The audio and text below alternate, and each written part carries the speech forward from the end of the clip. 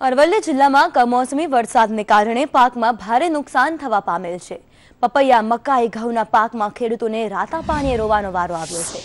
રાજસ્થાનમાં સર્જાયેલ upper air cyclonic સર્ક્યુલેશનની અસરને કારણે અરવલ્લી જિલ્લામાં પણ ભારે પવન સાથે વરસાદ ખાબક્યો હતો।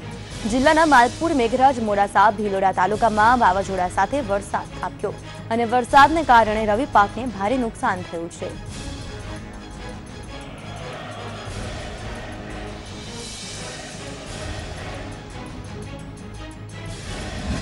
કંપા ઉપર એકદમ ભયંકર વાવાઝોડું ત્રાટક્યું અને ભયંકર નુકસાન, ખેતીમાં ભયંકર નુકસાન થયું, જેમાં પપૈયા, ઘઉં, મકાઈના પાકનો સમગ્ર શોથ વળી ગયેલો। અહીંયા પપૈયાના પાકને આપણે જોઈ રહ્યા છો, જે ખેડૂતે લગભગ 15 મહિના સુધી મહેનત કરી અને લાખો રૂપિયાનો ખર્ચો કર્યો અને કુદરત કરે પલવારમાં માનવ વિચારો શું કરે એ પરિસ્થિતિ અમે અહીંયા જોઈ રહ્યા છીએ।